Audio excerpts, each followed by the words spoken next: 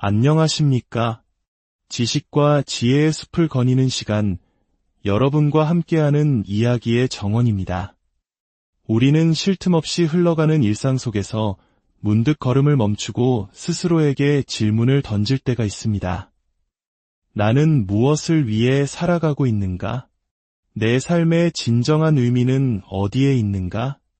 와 같은 근원적인 물음들 말입니다.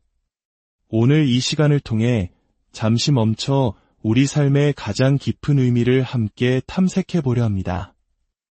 이 이야기가 당신의 마음에 깊은 울림을 준다면 좋아요와 구독을 통해 더 많은 분들이 이 은혜로운 여정에 동참할 수 있도록 도와주세요. 여러분의 작은 손길이 방황하는 누군가에게는 큰 위로와 빛이 될 수 있습니다. 주님의 은총이 여러분의 나눔을 통해 더욱 널리 퍼져나가기를 소망합니다. 그럼 이제 시작하겠습니다. 한 장. 모든 것은 하나님으로부터 시작됩니다. 하늘과 땅, 보이는 것과 보이지 않는 것을 포함한 이 세상의 모든 것은 그분 안에서 시작되었고 그분 안에서 그 목적을 찾습니다. 골로새서 한 장 16절의 말씀입니다. 만약 당신이 하나님을 전제하지 않는다면 삶의 목적에 대한 질문 자체가 무의미해집니다. 이것은 저명한 무신론 철학자 버트런 러셀의 말이었습니다. 당신의 삶의 목적은 개인적인 성취나 마음의 평화, 심지어 행복 그 자체보다 훨씬 더 위대한 것입니다. 당신의 가족, 직업, 그리고 당신이 꿈꾸는 가장 야심찬 계획들보다도 더 큰 차원에 속해 있습니다. 만약 당신이 이 땅에 존재하는 이유를 알고 싶다면 반드시 모든 것의 시작점이신 하나님으로부터 출발해야 합니다. 당신은 그분의 목적에 의해 태어났고 그분의 목적을 위해 존재하기 때문입니다. 인생의 목적을 찾으려는 노력은 수천 년 동안 인류를 고뇌하게 만든 질문이었습니다. 그 이유는 우리가 늘 잘못된 출발점에서 시작하기 때문입니다. 바로 나 자신이라는 출발점이죠. 우리는 흔히 나는 무엇이 되고 싶은가, 내 인생으로 무엇을 해야 할까, 나의 목표와 야망, 미래의 꿈은 무엇인가, 와 같은 자기중심적인 질문을 던집니다. 하지만 우리 자신에게만 집중하는 것은 결코 삶의 목적을 드러내주지 못합니다. 성경은 말합니다. 모든 피조물의 생명을 주관하시는 분은 하나님이시며 모든 이의 삶이 그분의 권능 아래 있다고 말입니다. 수많은 자기계발서나 영화, 강연들은 당신의 내면을 들여다보면 삶의 의미를 발견할 수 있다고 말하지만 그것은 진실이 아닙니다. 아마 이미 그런 시도를 해보셨을 겁니다. 당신은 스스로를 창조하지 않았습니다. 그렇기에 당신이 무엇을 위해 창조되었는지 스스로에게 말해줄 방법은 없습니다. 만약 제가 한 번도 본 적 없는 발명품을 당신에게 건네준다면 당신은 그것의 용도를 알 수 없을 것입니다. 그리고 그 발명품 자체도 자신의 목적을 말해주지 못할 것입니다. 오직 그것을 만든 창조자나 사용 설명서만이 그 목적을 알려줄 수 있습니다. 과거에 제가 산에서 길을 잃었던 적이 있습니다. 캠핑장으로 가는 길을 물었을 때 저는 이런 대답을 들었습니다. 여기서는 그곳으로 갈 수 없습니다. 저 산 반대편에서 시작해야 합니다. 마찬가지로 당신은 자기 자신에게 집중하는 것으로는 결코 삶의 목적에 도달할 수 없습니다. 반드시 당신의 창조주이신 하나님으로부터 시작해야 합니다.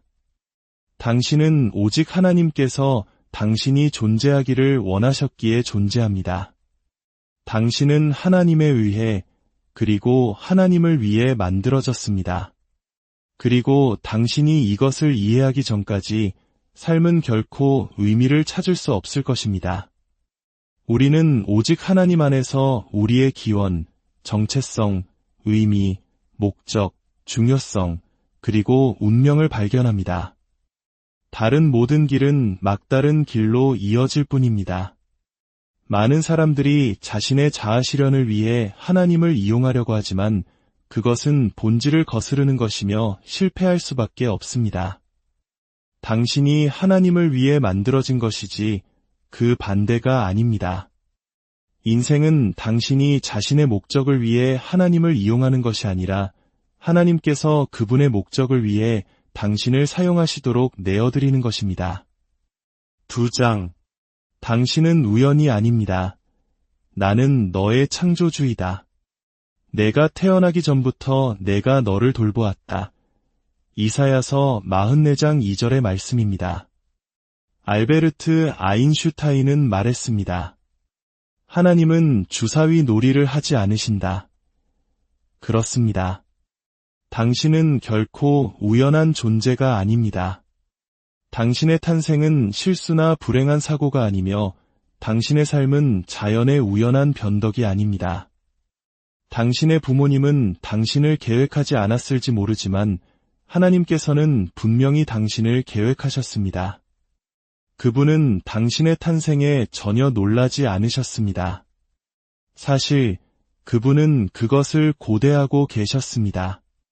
당신이 부모님에 의해 잉태되기 훨씬 이전에 당신은 하나님의 마음속에 먼저 잉태되었습니다.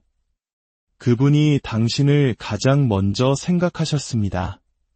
당신이 바로 이 순간 숨을 쉬고 있는 것은 운명이나 우연, 행운의 결과가 아닙니다. 당신은 하나님께서 당신을 창조하기를 원하셨기 때문에 살아있는 것입니다. 성경은 말합니다. 주님께서 나를 위한 당신의 목적을 이루실 것입니다. 하나님께서는 당신 몸의 모든 세세한 부분을 친히 정하셨습니다. 그분은 당신의 인종, 피부색, 머리카락, 그리고 다른 모든 특징들을 의도적으로 선택하셨습니다. 당신의 몸을 그분이 원하시는 모습 그대로 맞춤 제작하셨습니다. 또한 당신이 소유할 타고난 재능과 당신만의 독특한 개성도 그분이 결정하셨습니다. 주님께서는 저의 속과 겉을 다 아십니다.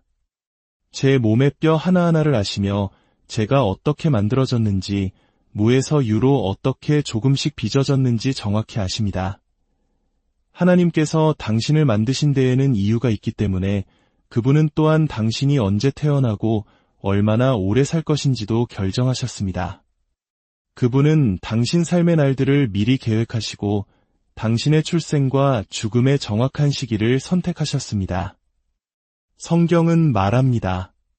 제가 태어나기 전에 주님께서는 저를 보셨고 제가 숨을 쉬기 시작하기도 전에 제 삶의 모든 날들이 당신의 책에 기록되었습니다. 하나님께서는 또한 당신이 어디에서 태어나고 어디에서 살 것인지도 그분의 목적을 위해 계획하셨습니다. 당신의 인종과 국적은 우연이 아닙니다. 하나님께서는 어떤 세부 사항도 우연에 맡기지 않으셨습니다. 그분은 그분의 목적을 위해 모든 것을 계획하셨습니다. 한 사람에게서 모든 민족을 만드시고 그들이 살 시기와 장소를 정확하게 정하셨습니다. 당신의 삶에 임의적인 것은 아무것도 없습니다. 모든 것에는 목적이 있습니다. 가장 놀라운 것은 당신의 출생 환경이나 부모님이 어떤 분이셨는지와 상관없이 하나님께서 당신이 어떻게 태어날지를 결정하셨다는 사실입니다. 하나님께서는 당신을 창조하는 계획을 가지고 계셨습니다. 당신의 부모님이 좋은 분이었든 나쁜 분이었든 무관심했든 상관없습니다. 하나님께서는 그 두 사람이 그분이 마음에 품으셨던 맞춤 제작된 당신을 창조하기에 정확히 알맞은 유전적 구성을 가지고 있음을 아셨습니다. 그들에게는 하나님께서 당신을 만드시는데 원하셨던 DNA가 있었습니다. 세상에는 자격미달의 부모는 있을지 몰라도 사생아는 없습니다. 많은 아이들이 부모에 의해 계획되지 않지만 하나님에 의해 계획되지 않은 아이는 없습니다. 하나님의 목적은 인간의 실수와 심지어 죄까지도 고려하셨습니다. 하나님께서는 결코 우연히 무언가를 하시지 않으며 결코 실수를 하지 않으십니다. 그분은 그분이 창조하시는 모든 것의 이유를 가지고 계십니다. 하나님께서 당신을 창조하신 동기는 그분의 사랑이었습니다. 성경은 말합니다. 세상의 기초가 놓이기 훨씬 전에 그분은 우리를 마음에 두셨고 우리를 그분의 사랑의 초점으로 삼으셨습니다. 하나님께서는 세상을 만드시기 전부터 당신을 생각하고 계셨습니다. 사실 그것이 그분이 세상을 창조하신 이유입니다. 하나님께서는 우리가 살 수 있도록 이 행성의 환경을 설계하셨습니다. 우리는 그분의 사랑의 초점이며 그분의 모든 창조물 중에서 가장 귀한 존재입니다. 하나님께서 왜 이 모든 일을 하셨을까요? 왜 우리를 위해 우주를 창조하는 모든 수고를 기꺼이 감수하셨을까요? 그분은 사랑의 하나님이시기 때문입니다. 이러한 종류의 사랑은 헤아리기 어렵지만 근본적으로 신뢰할 수 있습니다. 당신은 하나님의 사랑의 특별한 대상으로 창조되었습니다. 하나님께서는 그분이 당신을 사랑하실 수 있도록 당신을 만드셨습니다. 이것이 바로 당신이 삶을 세워나가야 할 진리입니다. 성경은 우리에게 하나님은 사랑이시다 라고 말합니다. 하나님은 사랑을 가지고 계시다가 아니라 그분 자체가 사랑이십니다. 사랑은 하나님의 성품의 본질입니다. 만약 하나님이 계시지 않는다면 우리 모두는 우연의 산물, 즉 우주에서 일어난 천문학적인 무작위적 사건의 결과일 것입니다. 그렇다면 삶은 아무런 목적이나 의미, 중요성을 갖지 못할 것입니다. 옳고 그름도 없을 것이며 이 땅에서의 짧은 세월 너머에는 아무런 희망도 없을 것입니다. 하지만 당신을 어떤 이유로 만드신 하나님이 계십니다. 그리고 당신의 삶은 심오한 의미를 지니고 있습니다. 우리는 오직 하나님을 우리 삶의 기준점으로 삼을 때에만 그 의미와 목적을 발견하게 됩니다. 3장. 무엇이 당신의 삶을 이끌고 있습니까? 모든 사람의 삶은 무언가에 의해 이끌려갑니다. 지금 이 순간 당신 삶의 원동력은 무엇입니까? 당신은 문제나 압박감, 마감 시간에 쫓기고 있을지도 모릅니다. 혹은 고통스러운 기억, 떨쳐낼 수 없는 두려움, 무의식적인 믿음에 의해 이끌리고 있을 수도 있습니다. 당신의 삶을 이끌 수 있는 수백 가지의 상황, 가치, 감정이 있지만 여기 가장 흔한 5가지를 소개합니다. 많은 사람들이 죄책감에 이끌려 살아갑니다. 그들은 평생을 후회로부터 도망치고 수치심을 숨기며 보냅니다. 죄책감에 이끌리는 사람들은 기억에 의해 조종당하며 과거가 미래를 지배하도록 내버려 둡니다. 그들은 종종 무의식적으로 자신의 성공을 망가뜨림으로써 스스로를 벌합니다. 우리는 과거의 산물이지만 과거의 포로가 될 필요는 없습니다. 하나님의 목적은 당신의 과거에 의해 제한되지 않습니다. 그분은 모세라는 살인자를 지도자로 기드온이라는 겁쟁이를 용감한 영웅으로 바꾸셨습니다. 그리고 당신의 남은 삶으로도 놀라운 일을 하실 수 있습니다. 하나님은 사람들에게 새로운 시작을 주시는 전문가이십니다. 많은 사람들이 분노와 원망에 이끌립니다. 그들은 상처를 붙들고 결코 극복하지 못합니다. 용서를 통해 고통을 풀어놓는 대신 마음속으로 되풀이하며 곱씹습니다. 분노에 이끌리는 사람들은 때로는 입을 굳게 닫고 분노를 내면화하기도 하고 때로는 다른 사람에게 폭발시키기도 합니다. 2가지 반응 모두 건강하지 못하고 도움이 되지 않습니다. 원망은 당신이 원망하는 그 사람보다 항상 당신에게 더 큰 상처를 줍니다. 당신의 가해자는 아마 그 잘못을 잊고 자기 삶을 살아갔을지 모르지만 당신은 계속해서 고통 속에서 들끓으며 과거를 영속시킵니다. 과거는 과거일 뿐 아무것도 그것을 바꿀 수 없습니다. 당신은 그 쓴 마음으로 오직 자신만을 해치고 있을 뿐입니다. 당신 자신을 위해 그것으로부터 배우고 그리고 놓아주십시오. 많은 사람들이 두려움에 이끌립니다. 두려움에 이끌리는 사람들은 종종 모험을 감수하기를 두려워하여 좋은 기회를 놓칩니다. 대신 그들은 위험을 피하고 현상 유지를 위해 안전한 길을 택합니다. 두려움은 하나님께서 당신이 되기를 의도하신 모습이 되는 것을 막는 스스로 부과한 감옥입니다. 당신은 믿음과 사랑이라는 무기로 그것에 맞서 나아가야 합니다. 성경은 말합니다. 온전히 이루어진 사랑은 두려움을 내쫓습니다. 많은 사람들이 물질주의에 이끌립니다. 무언가를 소유하려는 욕구가 그들 삶의 전체 목표가 됩니다. 항상 더 많은 것을 원하게 만드는 이 욕구는 더 많이 가지면 더 행복해지고 더 중요해지며 더 안전해질 것이라는 잘못된 생각에 기반을 둡니다. 하지만 이 세 가지 생각은 모두 사실이 아닙니다.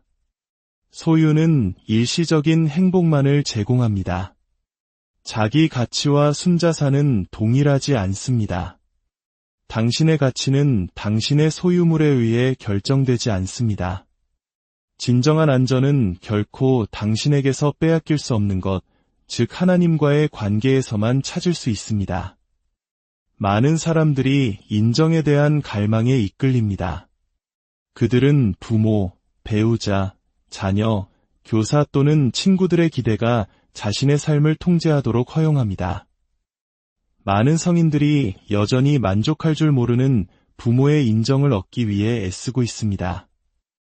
또 다른 사람들은 주변의 압력에 이끌려 다른 사람들이 어떻게 생각할까 항상 걱정합니다. 타인의 의견에 의해 통제되는 것은 당신의 삶을 향한 하나님의 목적을 놓치는 확실한 길입니다. 예수님은 말씀하셨습니다. 아무도 두 주인을 섬길 수 없다. 당신의 삶을 이끌 수 있는 다른 힘들도 있지만 모든 것은 결국 같은 막다른 길, 즉 사용되지 못한 잠재력, 불필요한 스트레스, 그리고 채워지지 않는 삶으로 이어집니다. 목적이 이끄는 삶을 살 때 얻게 되는 5가지 유익이 있습니다. 첫째, 목적을 아는 것은 당신의 삶에 의미를 부여합니다.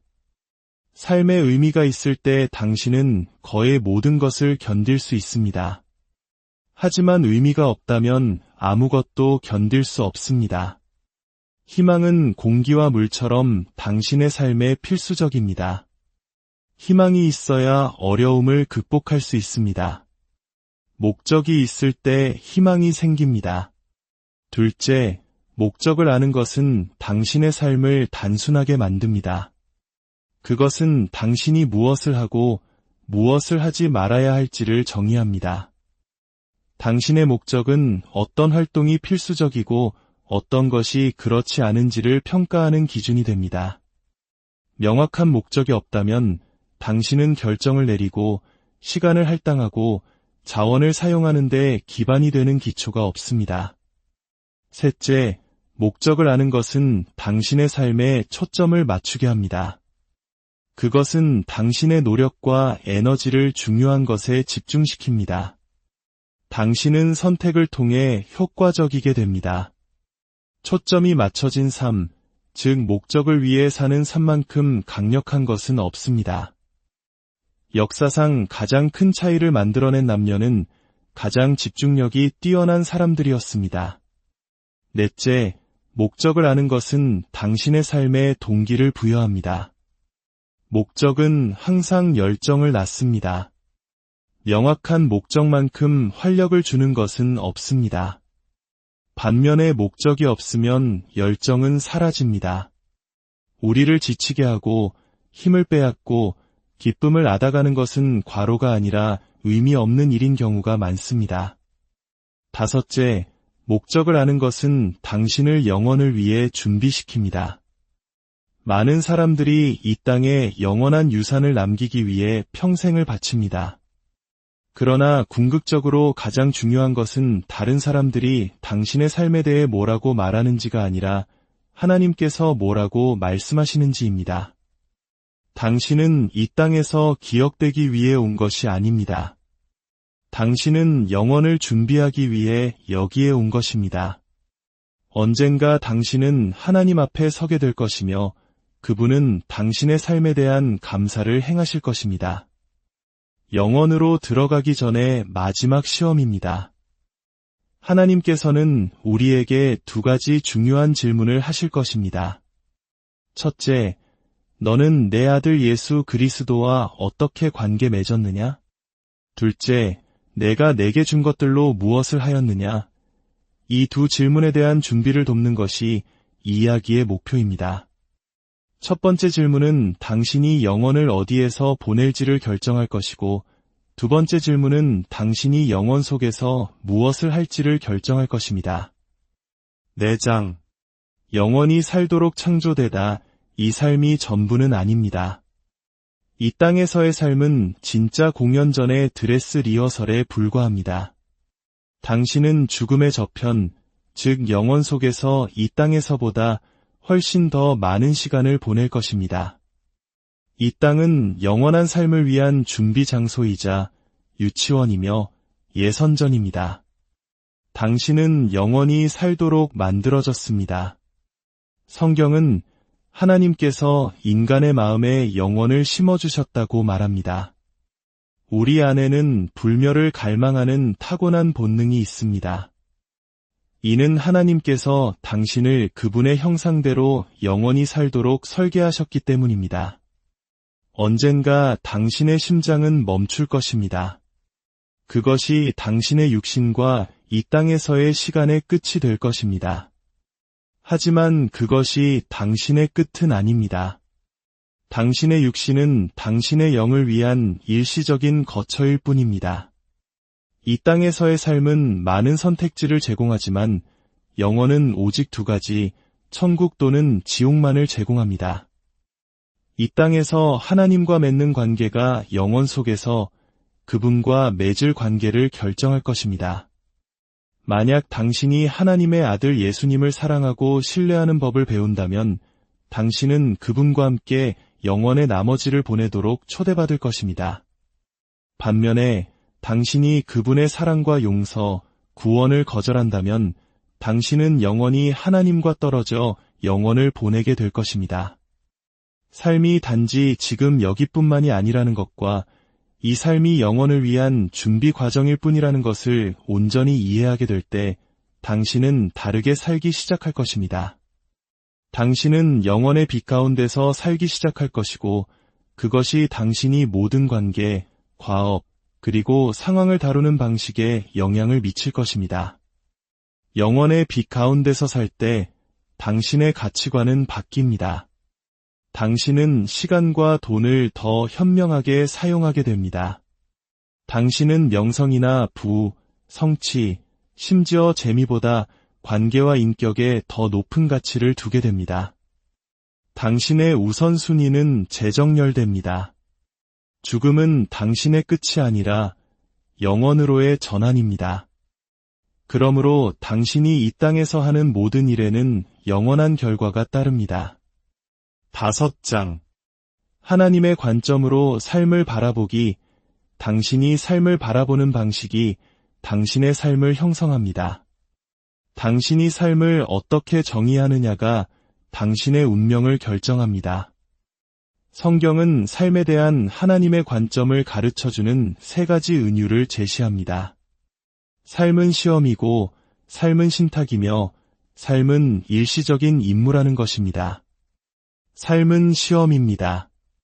하나님께서는 사람들의 인격, 믿음, 순종, 사랑, 성실성, 그리고 충성심을 계속해서 시험하십니다. 당신은 항상 시험받고 있습니다. 하나님께서는 당신이 사람, 문제, 성공, 갈등, 질병, 실망, 심지어 날씨에 어떻게 반응하는지를 끊임없이 지켜보십니다. 삶이 시험이라는 것을 이해할 때 당신은 당신의 삶에서 사소한 것은 아무것도 없다는 것을 깨닫게 됩니다. 가장 작은 사건조차도 당신의 인격 발달에 중요한 의미를 가집니다. 삶은 신탁, 즉 위탁받은 것입니다. 이 땅에서의 우리의 시간과 에너지, 지성, 기회, 관계, 그리고 자원은 모두 하나님께서 우리의 관리와 경영에 맡기신 선물입니다. 우리는 하나님께서 주시는 모든 것의 청지기입니다. 우리는 이 땅에 잠시 머무는 동안 실제로 아무것도 소유하지 않습니다. 하나님께서는 우리가 여기 있는 동안 단지 그것들을 우리에게 빌려주실 뿐입니다. 우리가 즐기는 모든 것은 하나님께서 우리 손에 맡기신 신탁으로 취급되어야 합니다. 문화는 소유하지 않으면 관리하지 않는다고 말하지만 그리스도인들은 더 높은 기준에 따라 삽니다. 하나님께서 소유하시기 때문에 나는 그것을 최선으로 돌보아야 한다. 인생의 마지막에 당신은 하나님께서 당신에게 맡기신 것을 얼마나 잘 다루었는지에 따라 평가받고 보상받을 것입니다. 돈은 하나님으로부터 온 시험이자 신탁이라는 사실을 대부분의 사람들이 깨닫지 못합니다. 하나님께서는 돈을 사용하여 우리가 그분을 신뢰하는 법을 가르치십니다. 하나님께서는 우리가 돈을 어떻게 사용하는지를 지켜보시며 우리가 얼마나 신뢰할 만한지를 시험하십니다. 6장. 인생은 일시적인 임무입니다. 이 땅에서의 삶은 일시적인 임무입니다. 성경은 이 땅에서의 삶의 짧고 일시적이며 덧없는 본질에 대해 가르치는 은유로 가득합니다. 당신의 삶을 최대한 활용하기 위해서는 두 가지 진실을 결코 잊어서는 안 됩니다. 첫째, 영원과 비교할 때 인생은 극도로 짧습니다. 둘째, 이 땅은 단지 일시적인 거처일 뿐입니다. 당신은 오래 여기 머물지 않을 것이므로 너무 집착하지 마십시오. 이 땅은 당신의 영원한 집이나 최종 목적지가 아닙니다. 당신은 단지 지나가는 길이며 잠시 방문하고 있을 뿐입니다. 이 진실을 파악할 때 당신은 이 땅에서 모든 것을 가지려는 걱정을 멈추게 될 것입니다. 이 땅이 우리의 궁극적인 집이 아니라는 사실은 왜 우리가 예수님의 제자로서 이 세상에서 어려움과 슬픔, 거절을 경험하는지를 설명해 줍니다. 또한 왜 어떤 하나님의 약속들은 성취되지 않은 것처럼 보이고 어떤 기도들은 응답받지 못한 것처럼 보이며 어떤 상황들은 불공평해 보이는지를 설명해 줍니다. 이것은 이야기의 끝이 아닙니다. 우리가 이 땅에 너무 애착을 갖지 않도록 하나님께서는 우리가 삶에서 상당한 양의 불만과 불만족을 느끼도록 허용하십니다. 우리는 여기서 완전히 행복하지 않습니다. 왜냐하면 우리는 그렇게 되어서는 안 되기 때문입니다. 이 땅은 우리의 마지막 집이 아닙니다. 우리는 훨씬 더 좋은 것을 위해 창조되었습니다. 7장. 모든 것의 이유, 우주의 궁극적인 목표는 하나님의 영광을 드러내는 것입니다. 그것이 당신을 포함한 모든 것이 존재하는 이유입니다. 하나님의 영광 없이는 아무것도 존재하지 않을 것입니다. 하나님의 영광이란 무엇일까요? 그것은 하나님이 누구이신가 하는 것입니다. 그것은 그분의 본성의 본질, 그분의 중요성의 무게, 그분의 광채의 빛남, 그분의 능력의 나타남, 그리고 그분의 임재의 분위기입니다. 하나님의 영광은 그분의 선하심과 그분의 다른 모든 내재적이고 영원한 특성들의 표현입니다. 그렇다면 우리는 어떻게 하나님께 영광을 돌릴 수 있을까요? 예수님께서는 아버지께 이렇게 말씀하셨습니다. 저는 아버지께서 제게 하라고 주신 모든 일을 함으로써 이 땅에서 아버지께 영광을 돌렸습니다. 예수님께서는 이 땅에서 그분의 목적을 성취하심으로써 하나님을 영화롭게 하셨습니다. 우리도 같은 방식으로 하나님을 영화롭게 합니다. 창조물 속에 어떤 것이든 그 목적을 이룰 때 그것은 하나님께 영광을 돌립니다. 하나님께 영광을 돌리는 방법은 여러 가지가 있지만 그것들은 당신의 삶을 위한 하나님의 5가지 목적으로 요약될 수 있습니다. 첫째, 우리는 그분을 예배함으로써 하나님께 영광을 돌립니다. 둘째, 우리는 다른 신자들을 사랑함으로써 하나님께 영광을 돌립니다. 셋째, 우리는 그리스도를 닮아감으로써 하나님께 영광을 돌립니다. 넷째, 우리는 우리의 은사로 다른 사람들을 섬김으로써 하나님께 영광을 돌립니다. 다섯째, 우리는 다른 사람들에게 그분에 대해 전함으로써 하나님께 영광을 돌립니다. 당신의 남은 인생을 하나님의 영광을 위해 사는 것은 당신의 우선순위, 스케줄, 관계, 그리고 다른 모든 것의 변화를 요구할 것입니다. 때로는 쉬운 길 대신 어려운 길을 선택하는 것을 의미할 것입니다. 당신은 당신 자신의 목표, 안락함, 그리고 즐거움을 위해 살 것입니까? 아니면 그분께서 영원한 보상을 약속하셨다는 것을 알고 하나님의 영광을 위해 당신의 남은 인생을 살 것입니까? 진정한 삶은 당신 자신을 예수 그리스도께 완전히 헌신함으로써 시작됩니다. 만약 당신이 그렇게 했는지 확신이 없다면 당신이 해야 할 일은 받아들이고 믿는 것뿐입니다. 예수님, 저는 당신을 믿으며 당신을 영접합니다. 만약 당신이 진심으로 이 기도를 드렸다면 축하합니다. 하나님의 가족이 되신 것을 환영합니다. 당신은 이제 당신의 삶을 위한 하나님의 목적을 발견하고 살기 시작할 준비가 되었습니다. 오늘 이 이야기가 여러분의 삶에 하나님의 평안과 은혜를 가득 채우는 축복의 통로가 되기를 간절히 기도합니다. 여러분의 삶의 모든 걸음마다 목적이 이끄는 삶의 기쁨과 의미가 함께하기를. 안녕하십니까? 지식과 지혜의 숲을 거니는 시간, 여러분과 함께하는 이야기의 정원입니다. 우리는 쉴 틈 없이 흘러가는 일상 속에서 문득 걸음을 멈추고 스스로에게 질문을 던질 때가 있습니다. 나는 무엇을 위해 살아가고 있는가? 내 삶의 진정한 의미는 어디에 있는가? 와 같은 근원적인 물음들 말입니다. 오늘 이 시간을 통해 잠시 멈춰 우리 삶의 가장 깊은 의미를 함께 탐색해 보려 합니다.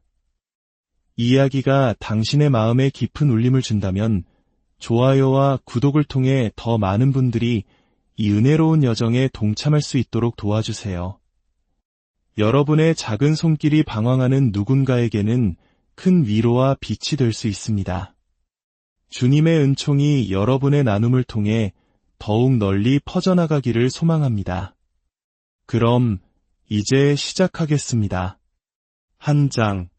모든 것은 하나님으로부터 시작됩니다. 하늘과 땅, 보이는 것과 보이지 않는 것을 포함한 이 세상의 모든 것은 그분 안에서 시작되었고 그분 안에서 그 목적을 찾습니다. 골로새서 1장 16절의 말씀입니다. 만약 당신이 하나님을 전제하지 않는다면 삶의 목적에 대한 질문 자체가 무의미해집니다. 이것은 저명한 무신론 철학자 버트런 러셀의 말이었습니다. 당신의 삶의 목적은 개인적인 성취나 마음의 평화, 심지어 행복 그 자체보다 훨씬 더 위대한 것입니다. 당신의 가족, 직업, 그리고 당신이 꿈꾸는 가장 야심찬 계획들보다도 더 큰 차원에 속해 있습니다. 만약 당신이 이 땅에 존재하는 이유를 알고 싶다면 반드시 모든 것의 시작점이신 하나님으로부터 출발해야 합니다. 당신은 그분의 목적에 의해 태어났고 그분의 목적을 위해 존재하기 때문입니다. 인생의 목적을 찾으려는 노력은 수천 년 동안 인류를 고뇌하게 만든 질문이었습니다. 그 이유는 우리가 늘 잘못된 출발점에서 시작하기 때문입니다. 바로 나 자신이라는 출발점이죠. 우리는 흔히 나는 무엇이 되고 싶은가? 내 인생으로 무엇을 해야 할까? 나의 목표와 야망, 미래의 꿈은 무엇인가? 와 같은 자기중심적인 질문을 던집니다. 하지만 우리 자신에게만 집중하는 것은 결코 삶의 목적을 드러내주지 못합니다. 성경은 말합니다. 모든 피조물의 생명을 주관하시는 분은 하나님이시며 모든 이의 삶이 그분의 권능 아래 있다고 말입니다. 수많은 자기계발서나 영화, 강연들은 당신의 내면을 들여다보면 삶의 의미를 발견할 수 있다고 말하지만 그것은 진실이 아닙니다. 아마 이미 그런 시도를 해보셨을 겁니다. 당신은 스스로를 창조하지 않았습니다. 그렇기에 당신이 무엇을 위해 창조되었는지 스스로에게 말해줄 방법은 없습니다. 만약 제가 한 번도 본 적 없는 발명품을 당신에게 건네준다면 당신은 그것의 용도를 알 수 없을 것입니다. 그리고 그 발명품 자체도 자신의 목적을 말해주지 못할 것입니다. 오직 그것을 만든 창조자나 사용 설명서만이 그 목적을 알려줄 수 있습니다. 과거에 제가 산에서 길을 잃었던 적이 있습니다. 캠핑장으로 가는 길을 물었을 때 저는 이런 대답을 들었습니다. 여기서는 그곳으로 갈 수 없습니다. 저 산 반대편에서 시작해야 합니다. 마찬가지로 당신은 자기 자신에게 집중하는 것으로는 결코 삶의 목적에 도달할 수 없습니다. 반드시 당신의 창조주이신 하나님으로부터 시작해야 합니다. 당신은 오직 하나님께서 당신이 존재하기를 원하셨기에 존재합니다. 당신은 하나님에 의해 그리고 하나님을 위해 만들어졌습니다. 그리고 당신이 이것을 이해하기 전까지 삶은 결코 의미를 찾을 수 없을 것입니다. 우리는 오직 하나님 안에서 우리의 기원, 정체성, 의미, 목적, 중요성, 그리고 운명을 발견합니다.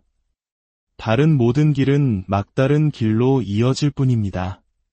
많은 사람들이 자신의 자아 실현을 위해 하나님을 이용하려고 하지만 그것은 본질을 거스르는 것이며 실패할 수밖에 없습니다. 당신이 하나님을 위해 만들어진 것이지 그 반대가 아닙니다. 인생은 당신이 자신의 목적을 위해 하나님을 이용하는 것이 아니라 하나님께서 그분의 목적을 위해 당신을 사용하시도록 내어드리는 것입니다. 2장. 당신은 우연이 아닙니다. 나는 너의 창조주이다. 내가 태어나기 전부터 내가 너를 돌보았다. 이사야서 44장 2절의 말씀입니다. 알베르트 아인슈타인은 말했습니다. 하나님은 주사위 놀이를 하지 않으신다. 그렇습니다. 당신은 결코 우연한 존재가 아닙니다. 당신의 탄생은 실수나 불행한 사고가 아니며 당신의 삶은 자연의 우연한 변덕이 아닙니다. 당신의 부모님은 당신을 계획하지 않았을지 모르지만 하나님께서는 분명히 당신을 계획하셨습니다. 그분은 당신의 탄생에 전혀 놀라지 않으셨습니다. 사실 그분은 그것을 고대하고 계셨습니다. 당신이 부모님에 의해 잉태되기 훨씬 이전에 당신은 하나님의 마음속에 먼저 잉태되었습니다. 그분이 당신을 가장 먼저 생각하셨습니다. 당신이 바로 이 순간 숨을 쉬고 있는 것은 운명이나 우연, 행운의 결과가 아닙니다.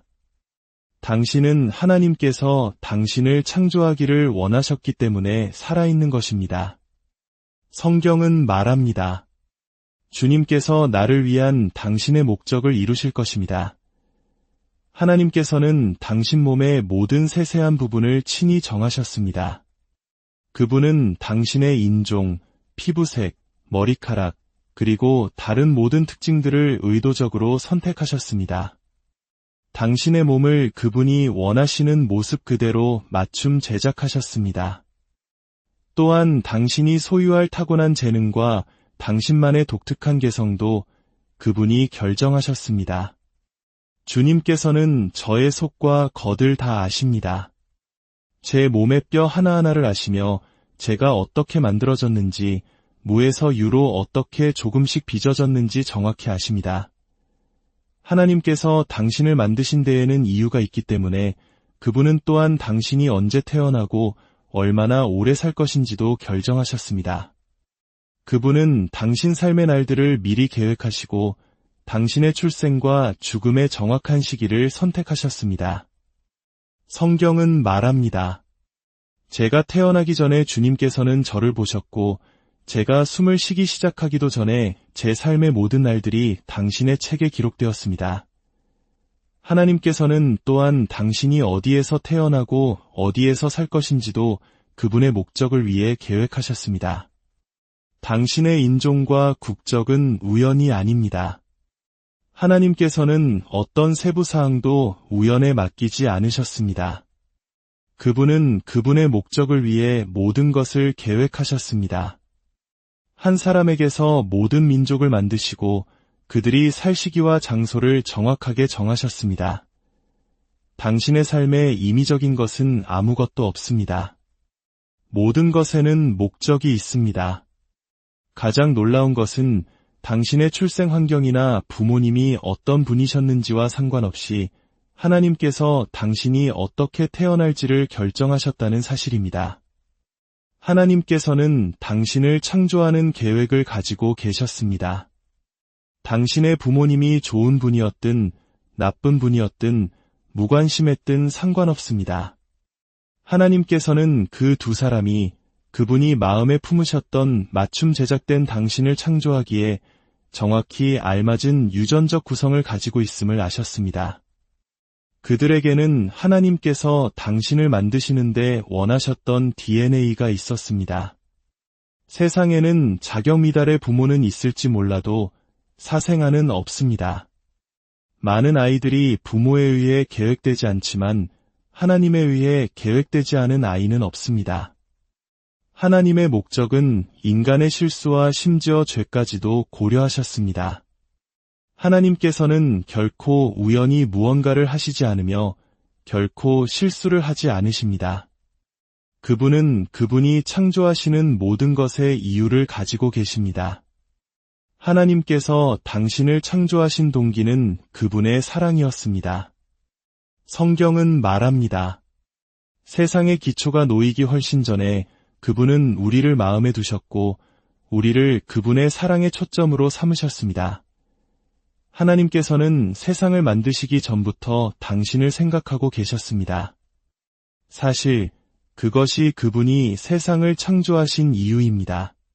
하나님께서는 우리가 살 수 있도록 이 행성의 환경을 설계하셨습니다. 우리는 그분의 사랑의 초점이며 그분의 모든 창조물 중에서 가장 귀한 존재입니다. 하나님께서 왜 이 모든 일을 하셨을까요?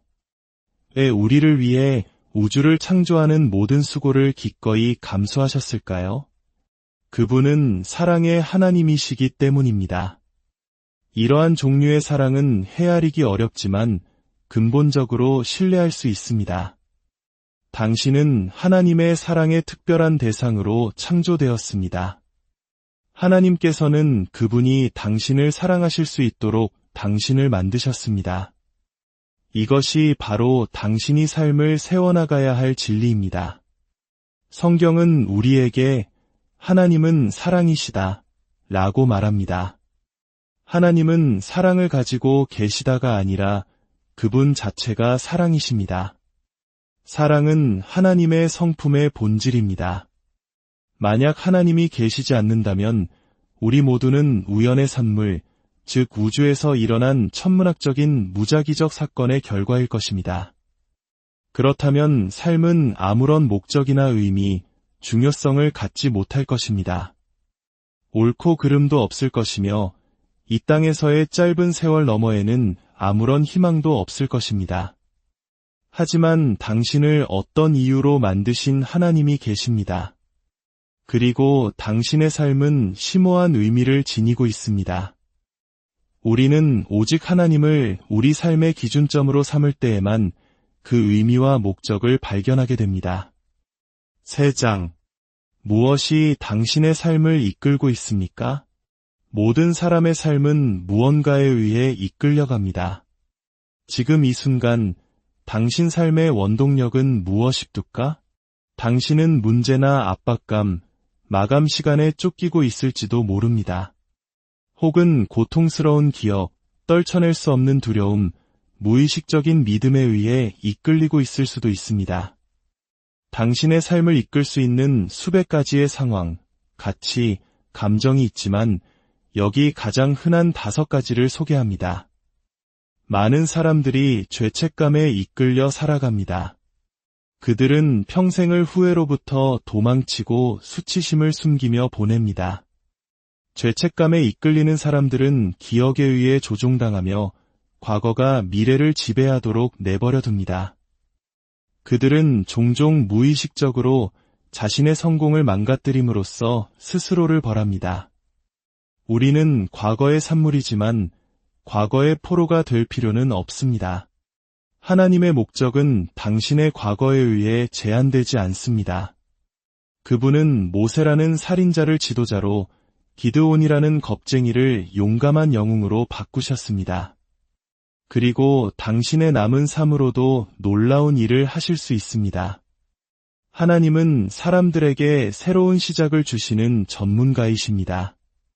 많은 사람들이 분노와 원망에 이끌립니다. 그들은 상처를 붙들고 결코 극복하지 못합니다. 용서를 통해 고통을 풀어놓는 대신 마음속으로 되풀이하며 곱씹습니다. 분노에 이끌리는 사람들은 때로는 입을 굳게 닫고 분노를 내면화하기도 하고 때로는 다른 사람에게 폭발시키기도 합니다. 2가지 반응 모두 건강하지 못하고 도움이 되지 않습니다. 원망은 당신이 원망하는 그 사람보다 항상 당신에게 더 큰 상처를 줍니다.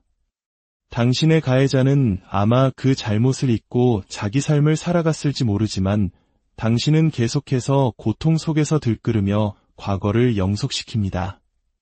과거는 과거일 뿐 아무것도 그것을 바꿀 수 없습니다. 당신은 그 쓴 마음으로 오직 자신만을 해치고 있을 뿐입니다. 당신 자신을 위해 그것으로부터 배우고 그리고 놓아주십시오. 많은 사람들이 두려움에 이끌립니다. 두려움에 이끌리는 사람들은 종종 모험을 감수하기를 두려워하여 좋은 기회를 놓칩니다. 대신 그들은 위험을 피하고 현상 유지를 위해 안전한 길을 택합니다. 두려움은 하나님께서 당신이 되기를 의도하신 모습이 되는 것을 막는 스스로 부과한 감옥입니다. 당신은 믿음과 사랑이라는 무기로 그것에 맞서 나아가야 합니다. 성경은 말합니다. 온전히 이루어진 사랑은 두려움을 내쫓습니다. 많은 사람들이 물질주의에 이끌립니다. 무언가를 소유하려는 욕구가 그들 삶의 전체 목표가 됩니다. 항상 더 많은 것을 원하게 만드는 이 욕구는 더 많이 가지면 더 행복해지고 더 중요해지며 더 안전해질 것이라는 잘못된 생각에 기반을 둡니다. 하지만 이 3가지 생각은 모두 사실이 아닙니다. 소유는 일시적인 행복만을 제공합니다. 자기 가치와 순자산은 동일하지 않습니다. 당신의 가치는 당신의 소유물에 의해 결정되지 않습니다. 진정한 안전은 결코 당신에게서 빼앗길 수 없는 것, 즉 하나님과의 관계에서만 찾을 수 있습니다. 많은 사람들이 인정에 대한 갈망에 이끌립니다. 그들은 부모, 배우자, 자녀, 교사 또는 친구들의 기대가 자신의 삶을 통제하도록 허용합니다. 많은 성인들이 여전히 만족할 줄 모르는 부모의 인정을 얻기 위해 애쓰고 있습니다. 또 다른 사람들은 주변의 압력에 이끌려 다른 사람들이 어떻게 생각할까 항상 걱정합니다. 타인의 의견에 의해 통제되는 것은 당신의 삶을 향한 하나님의 목적을 놓치는 확실한 길입니다. 예수님은 말씀하셨습니다. 아무도 2 주인을 섬길 수 없다. 당신의 삶을 이끌 수 있는 다른 힘들도 있지만 모든 것은 결국 같은 막다른 길, 즉 사용되지 못한 잠재력, 불필요한 스트레스, 그리고 채워지지 않는 삶으로 이어집니다. 목적이 이끄는 삶을 살 때 얻게 되는 5가지 유익이 있습니다. 첫째, 목적을 아는 것은 당신의 삶에 의미를 부여합니다. 삶의 의미가 있을 때 당신은 거의 모든 것을 견딜 수 있습니다. 하지만 의미가 없다면 아무것도 견딜 수 없습니다. 희망은 공기와 물처럼 당신의 삶에 필수적입니다. 희망이 있어야 어려움을 극복할 수 있습니다. 목적이 있을 때 희망이 생깁니다. 둘째, 목적을 아는 것은 당신의 삶을 단순하게 만듭니다. 그것은 당신이 무엇을 하고 무엇을 하지 말아야 할지를 정의합니다. 당신의 목적은 어떤 활동이 필수적이고 어떤 것이 그렇지 않은지를 평가하는 기준이 됩니다. 명확한 목적이 없다면 당신은 결정을 내리고 시간을 할당하고 자원을 사용하는 데 기반이 되는 기초가 없습니다. 셋째, 목적을 아는 것은 당신의 삶에 초점을 맞추게 합니다. 그것은 당신의 노력과 에너지를 중요한 것에 집중시킵니다. 당신은 선택을 통해 효과적이게 됩니다. 초점이 맞춰진 삶, 즉 목적을 위해 사는 삶만큼 강력한 것은 없습니다. 역사상 가장 큰 차이를 만들어낸 남녀는 가장 집중력이 뛰어난 사람들이었습니다. 넷째, 목적을 아는 것은 당신의 삶에 동기를 부여합니다. 목적은 항상 열정을 낳습니다. 명확한 목적만큼 활력을 주는 것은 없습니다. 반면에 목적이 없으면 열정은 사라집니다. 우리를 지치게 하고 힘을 빼앗고 기쁨을 앗아가는 것은 과로가 아니라 의미 없는 일인 경우가 많습니다. 다섯째, 목적을 아는 것은 당신을 영원을 위해 준비시킵니다. 많은 사람들이 이 땅에 영원한 유산을 남기기 위해 평생을 바칩니다. 그러나 궁극적으로 가장 중요한 것은 다른 사람들이 당신의 삶에 대해 뭐라고 말하는지가 아니라 하나님께서 뭐라고 말씀하시는지입니다. 당신은 이 땅에서 기억되기 위해 온 것이 아닙니다. 당신은 영원을 준비하기 위해 여기에 온 것입니다. 언젠가 당신은 하나님 앞에 서게 될 것이며 그분은 당신의 삶에 대한 감사를 행하실 것입니다. 영원으로 들어가기 전에 마지막 시험입니다. 하나님께서는 우리에게 두 가지 중요한 질문을 하실 것입니다. 첫째, 너는 내 아들 예수 그리스도와 어떻게 관계 맺었느냐? 둘째, 내가 내게 준 것들로 무엇을 하였느냐? 이 두 질문에 대한 준비를 돕는 것이 이 이야기의 목표입니다. 첫 번째 질문은 당신이 영원을 어디에서 보낼지를 결정할 것이고, 두 번째 질문은 당신이 영원 속에서 무엇을 할지를 결정할 것입니다. 4장. 영원히 살도록 창조되다. 이 삶이 전부는 아닙니다.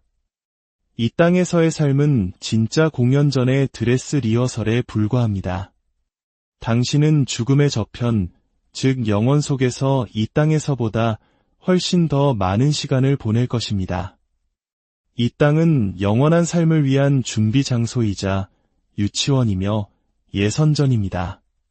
당신은 영원히 살도록 만들어졌습니다. 성경은 하나님께서 인간의 마음에 영원을 심어주셨다고 말합니다. 우리 안에는 불멸을 갈망하는 타고난 본능이 있습니다. 이는 하나님께서 당신을 그분의 형상대로 영원히 살도록 설계하셨기 때문입니다. 언젠가 당신의 심장은 멈출 것입니다. 그것이 당신의 육신과 이 땅에서의 시간의 끝이 될 것입니다. 하지만 그것이 당신의 끝은 아닙니다. 당신의 육신은 당신의 영을 위한 일시적인 거처일 뿐입니다. 이 땅에서의 삶은 많은 선택지를 제공하지만 영원은 오직 두 가지, 천국 또는 지옥만을 제공합니다. 이 땅에서 하나님과 맺는 관계가 영원 속에서 그분과 맺을 관계를 결정할 것입니다. 만약 당신이 하나님의 아들 예수님을 사랑하고 신뢰하는 법을 배운다면 당신은 그분과 함께 영원의 나머지를 보내도록 초대받을 것입니다. 반면에 당신이 그분의 사랑과 용서, 구원을 거절한다면 당신은 영원히 하나님과 떨어져 영원을 보내게 될 것입니다. 삶이 단지 지금 여기뿐만이 아니라는 것과 이 삶이 영원을 위한 준비 과정일 뿐이라는 것을 온전히 이해하게 될 때 당신은 다르게 살기 시작할 것입니다. 당신은 영원의 빛 가운데서 살기 시작할 것이고 그것이 당신이 모든 관계, 과업, 그리고 상황을 다루는 방식에 영향을 미칠 것입니다. 영원의 빛 가운데서 살 때 당신의 가치관은 바뀝니다. 당신은 시간과 돈을 더 현명하게 사용하게 됩니다. 당신은 명성이나 부, 성취, 심지어 재미보다 관계와 인격에 더 높은 가치를 두게 됩니다. 당신의 우선순위는 재정렬됩니다. 죽음은 당신의 끝이 아니라 영원으로의 전환입니다. 그러므로 당신이 이 땅에서 하는 모든 일에는 영원한 결과가 따릅니다. 5장. 하나님의 관점으로 삶을 바라보기. 당신이 삶을 바라보는 방식이 당신의 삶을 형성합니다.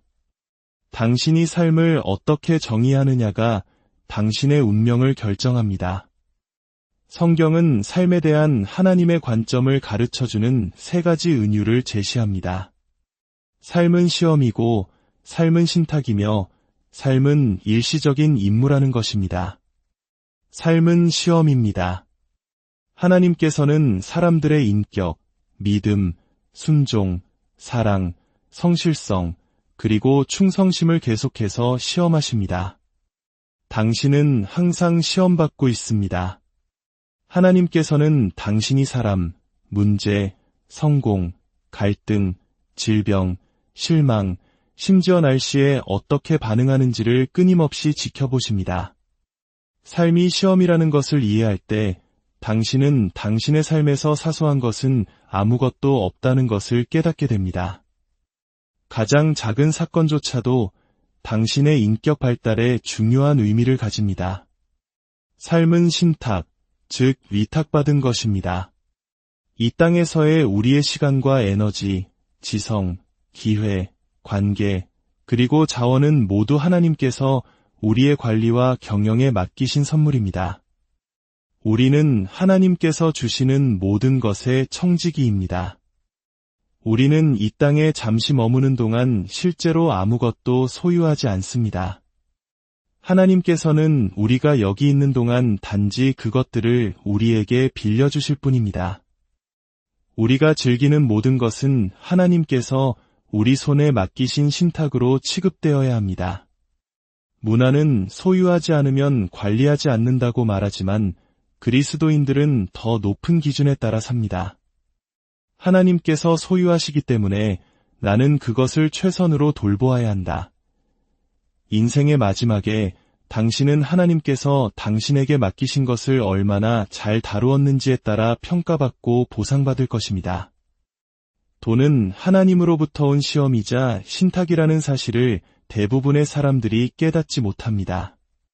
하나님께서는 돈을 사용하여 우리가 그분을 신뢰하는 법을 가르치십니다. 하나님께서는 우리가 돈을 어떻게 사용하는지를 지켜보시며 우리가 얼마나 신뢰할 만한지를 시험하십니다. 6장. 인생은 일시적인 임무입니다. 이 땅에서의 삶은 일시적인 임무입니다. 성경은 이 땅에서의 삶의 짧고 일시적이며 덧없는 본질에 대해 가르치는 은유로 가득합니다. 당신의 삶을 최대한 활용하기 위해서는 2가지 진실을 결코 잊어서는 안 됩니다. 첫째, 영원과 비교할 때 인생은 극도로 짧습니다. 둘째, 이 땅은 단지 일시적인 거처일 뿐입니다. 당신은 오래 여기 머물지 않을 것이므로 너무 집착하지 마십시오. 이 땅은 당신의 영원한 집이나 최종 목적지가 아닙니다. 당신은 단지 지나가는 길이며 잠시 방문하고 있을 뿐입니다. 이 진실을 파악할 때 당신은 이 땅에서 모든 것을 가지려는 걱정을 멈추게 될 것입니다. 이 땅이 우리의 궁극적인 집이 아니라는 사실은 왜 우리가 예수님의 제자로서 이 세상에서 어려움과 슬픔, 거절을 경험하는지를 설명해 줍니다. 또한 왜 어떤 하나님의 약속들은 성취되지 않은 것처럼 보이고 어떤 기도들은 응답받지 못한 것처럼 보이며 어떤 상황들은 불공평해 보이는지를 설명해 줍니다. 이것은 이야기의 끝이 아닙니다. 우리가 이 땅에 너무 애착을 갖지 않도록 하나님께서는